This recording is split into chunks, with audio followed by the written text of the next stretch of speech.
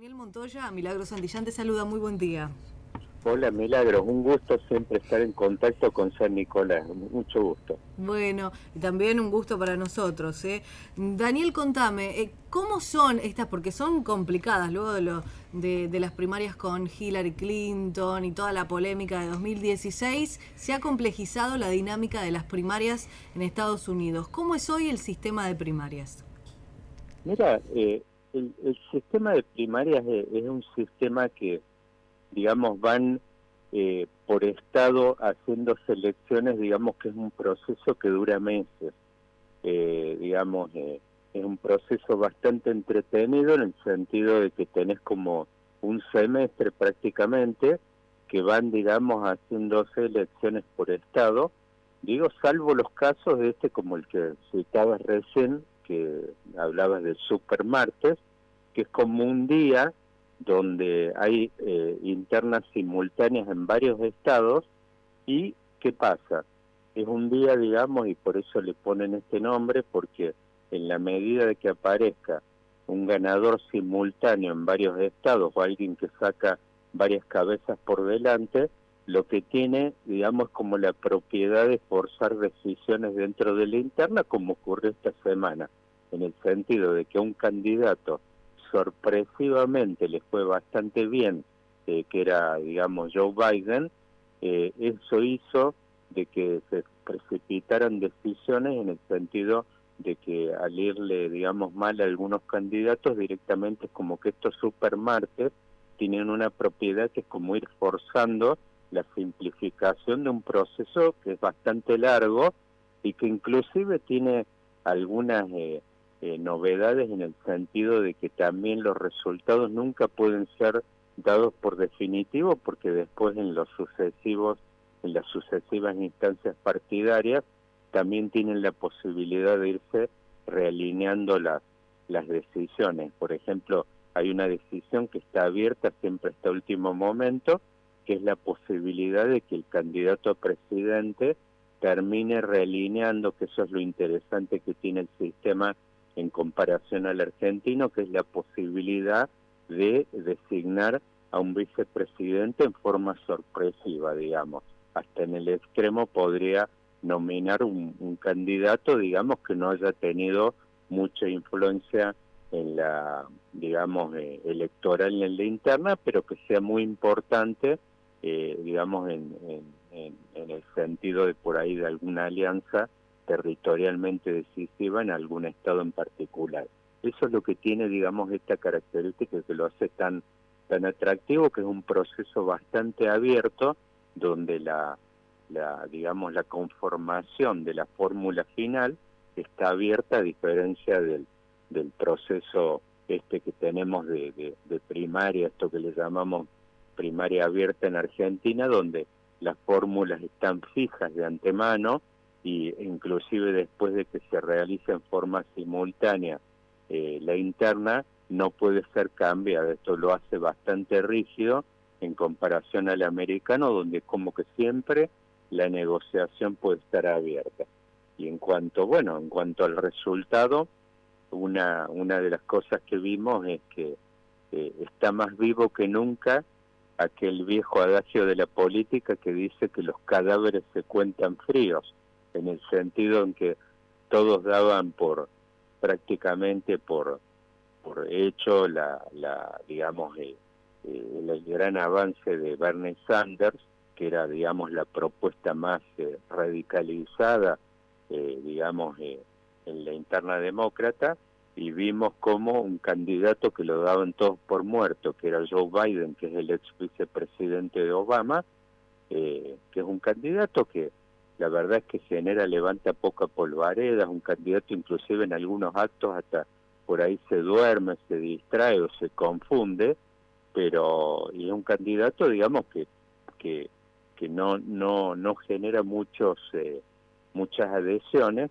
pero hemos visto cómo en el Partido Demócrata esta presencia de un candidato radicalizado de Bernie Sanders es como que generó los anticuerpos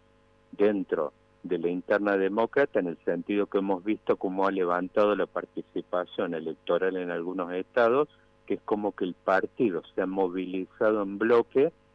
generando un anticuerpo respecto de la candidatura más radicalizada, inclusive ha hecho de que se bajaran algunos candidatos ahora y ya hayan, digamos,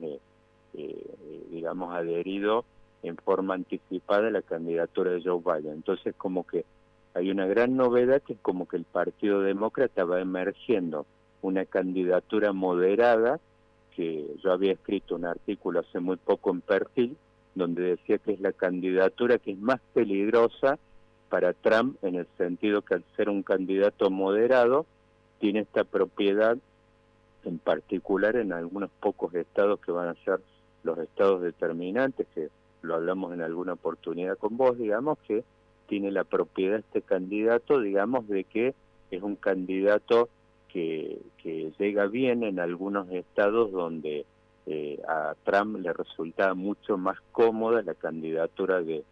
Joe Biden, más radicalizada y más de corte, como él mismo sabe decir, socialista, y digamos, Bernie Sanders mismo se define como un candidato de corte socialista. Entonces esto le resultaba muy cómodo en este esquema de polarización a Trump. Él era el candidato que más esperaba que emergiera y que digamos se adelantara en este proceso de primaria, y bueno, finalmente está adquiriendo inesperadamente la candidatura de este veterano que prácticamente está pisando los 80 años, Joe Biden, digamos, que muy posiblemente sea la candidatura demócrata, con lo cual nos vamos avecinando a un proceso electoral con final abierto a fin de año. Ante lo que decís, muchos hablan del éxito que está teniendo Donald Trump. ¿Qué pasa con los republicanos en este proceso?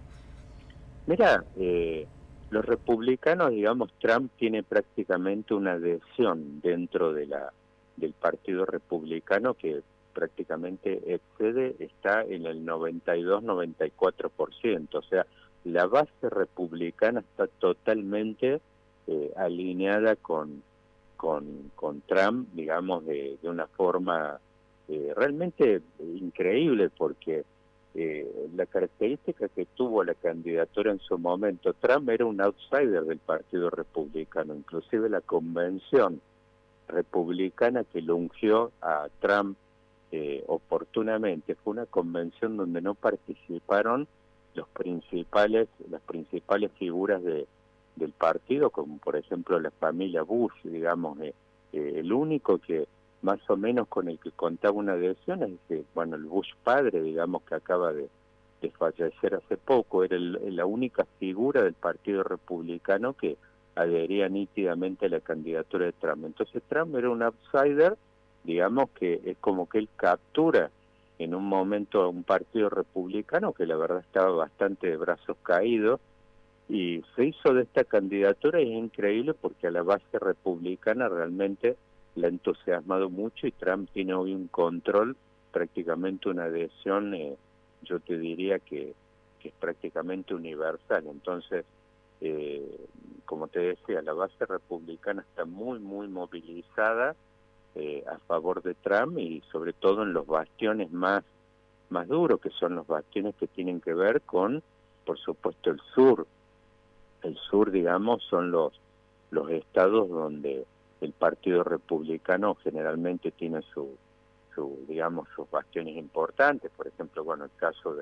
del estado de Texas, que es el segundo estado, uno de los estados más grandes de Estados Unidos, digamos que ahí tiene una base muy importante. Después, bueno, el estado de Florida, que es un estado decisivo digamos, al sudeste en cualquier proceso electoral, y después, bueno, todo lo que en algunas oportunidades también conversamos, que es la América profunda, digamos, la América del Medio Oeste, todos esos estados. O sea, digamos, Trump, toda la base republicana, que como analizamos varias veces, una base, digamos, que muy diferenciada de lo que es la base demócrata, en el sentido que es una base que a nivel, digamos, yo te diría que es una base que digamos, en los cortes, digamos, a nivel, digamos, demográfico, es una base, digamos, que mayormente de votantes que son mayores a los 50, blancos en general, digamos, y de nivel educativo que no es universitario, es una base ideológicamente conservadora que adhiere mucho a los valores tradicionales con los que Trump ha llegado, digamos, bueno, a nivel religioso tiene mucho que ver con el tema del predicamento de las iglesias evangélicas. Esa es la base republicana, digamos, con la cual, digamos, ese es yo te diría el perfil de la base republicana con la que Trump cuenta, y nítidamente diferenciada a una base demócrata que está mucho más apoyada sobre un electorado de inmigrantes, latinos, negros, y después lo que es blancos, en general, digamos, a la población blanca, generalmente son sectores liberales y que son, digamos, de educación universitaria para arriba y sectores de ingresos altos. Que uno ve, digamos, como que la polarización esta que hay en Estados Unidos tan nítida, digamos, tiene mucho que ver con bases, digamos, que a nivel, digamos, ideológico, territorial, digamos, a nivel socioeconómico, tiene diferencias muy marcadas, y bueno, Trump va a ir a este proceso electoral con su base electoral muy galvanizada. Daniel, como siempre, agradezco muchísimo tu análisis. Vamos a seguir realizando este análisis dentro de la agenda internacional. Aprecio mucho tu mirada, así que nos vamos a mantener en contacto. Gracias, Milagros. Les mando un gran abrazo y que tengan un muy buen día. Igualmente, lo escuchábamos entonces al politólogo, al analista político Daniel Montoya.